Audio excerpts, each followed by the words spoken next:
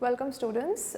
Today we will be looking at PSC 105, which is Understanding Psychological Disorders.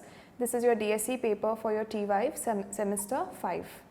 I am Ridhima Shirodkar from Government College of Arts, Science and Commerce, Khandola. The unit name is Common Psychological Disorders and the module name would be Types of Sexual Abuse, Dysfunctions and Paraphilias Part 1. The outline, meaning of sexual abuse, child sexual abuse, concept of incest and rape. The learning outcomes: through this, the students would be able to reflect on the prevalence, aftermath of sexual abuse. They will be able to analyze the concept of incest and will be able to understand rape, its after effect and the features of rapists. To begin with, let's try to understand what is sexual abuse. So, sexual abuse may be understood as any kind of a sexual contact which involves any kind of psychological or sexual coercion or force. It basically involves one person trying to force himself or herself on another where the other person does not consent or give permission to this kind of contact. In the DSM-5, it should be noted that pedophilia is considered to be a kind of a disorder. However, incest and rape are not considered to be disorders. What are incest and what are rape we will be looking at, but what is important to understand is that in our society what happens is that individuals who commit rape or incest are considered to be criminals. However, the psychological issue of they having any kind of a mental disorder is not really looked upon. Let's look at child sexual abuse. A lot of research has been done in matters relating to childhood sexual abuse, mainly because children are innocent victims and very often they may not really realize that they are abused. A link is found between childhood sexual abuse and the development of mental disorders later in life, which means that a child who has been abused sexually may develop any sort of a mental disorder as one grows up into adulthood. It also is sad to know that childhood sexual abuse is on the rise by the day, and also surprisingly child's testimony, that means what a child actually goes and says, should it be trusted and should it be believed, this is what is in question. So, are the memories accurate is what is being questioned today. So, there have been many cases, like for example in 1983 a child's mother went on to complain that her child was or her son was being molested, to be specific, by the preschool owners, and the complaint seemed to be quite bizarre, and when all the other children also were kind of interviewed or interrogated, they made up these very lurid stories and the owners of the preschool were put behind bars. However, it was later found that this particular mother who initiated the complaint had paranoid schizophrenia and she may have been making up these kind of stories because of the illness. And also the ones who did interrogate were using kind of leading questions which led them to a particular direction, because of which the so-called criminals or the ones who were put into the bars were removed out. In another case, a young woman in the 1990s testified in the court that she had seen her father rape and murder her playmate when they were very young, and this was 20 years back. However, she said that I had observed it but I had no memory of it, and suddenly I have recovered this kind of memory. Because of such kind of cases, it becomes very hard to rely on memories when there is no evidence as such. So, should children's testimony be actually taken into account when there is no evidence? This is a heated debate. So, according to the 2001 census, India basically has 19% of the world's child population, and the country has the largest cases of child sexual abuse, and 40% of children are vulnerable to being homeless, trafficked, and when this happens, of course, sexual abuse increases. And as I had said earlier, children are not sometimes aware of they are being abused or not, so it becomes a very sensitive matter. CSA, or child sexual abuse, is a public health concern where there is a power and control which the criminal or the one who engages in sexual abuse wants on the victim. So, according to the 2016 Crime Bureau reports, abduction and kidnapping are the most common crimes. However, this is followed by rape. So, it's very heartening and saddening to basically know that our society doesn't seem to be as safe as we perhaps felt it was.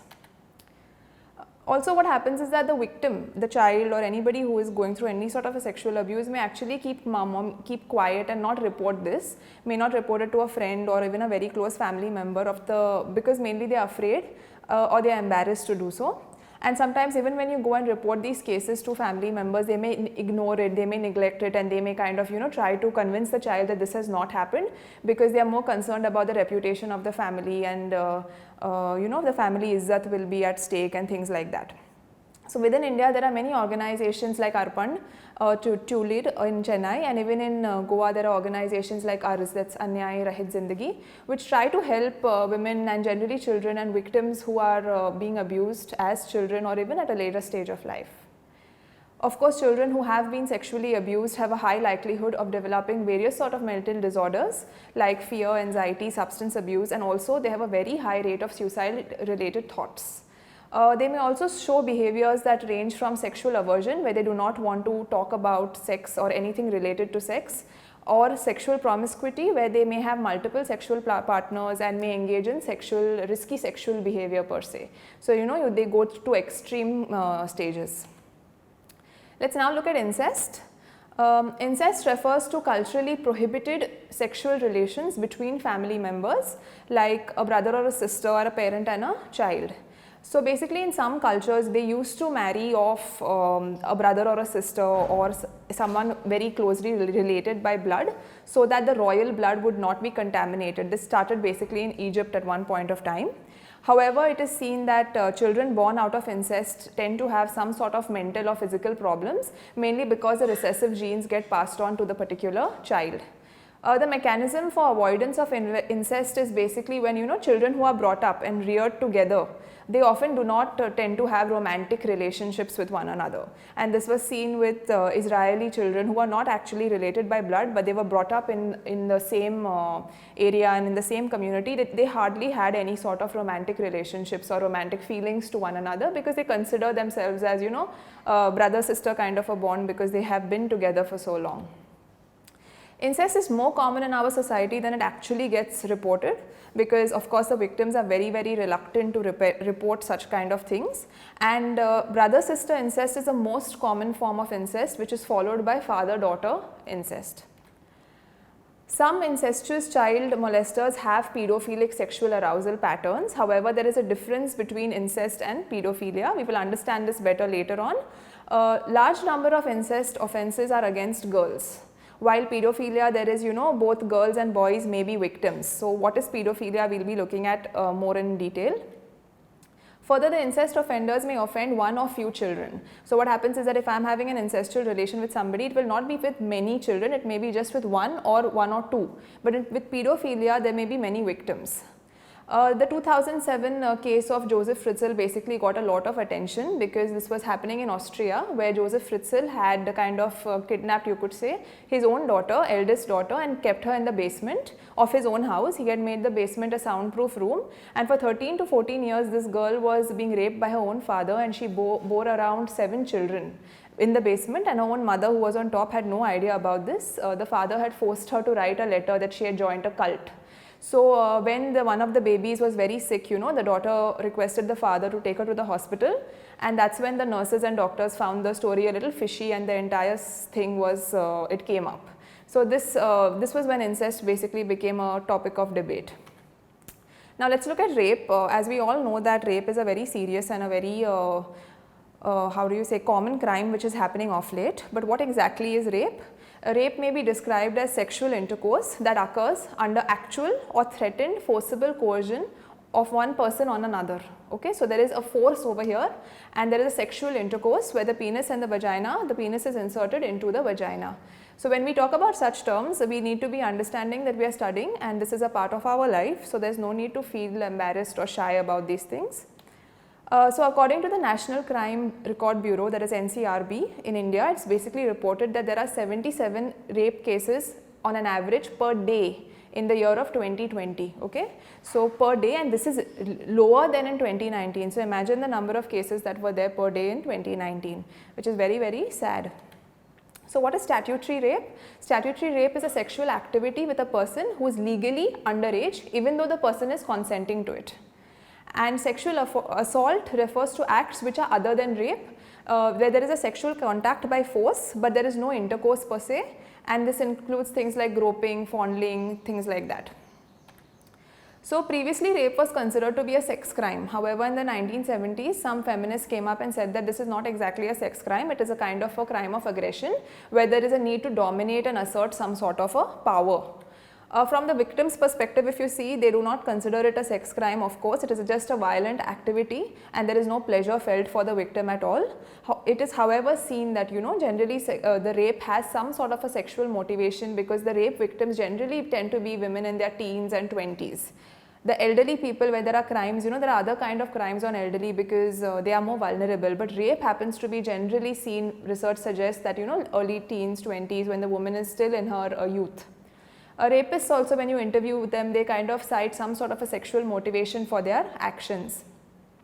Although many researchers have tried to classify the rapists under categories, it is not very easy to do so because not all rapists fall under fixed categories.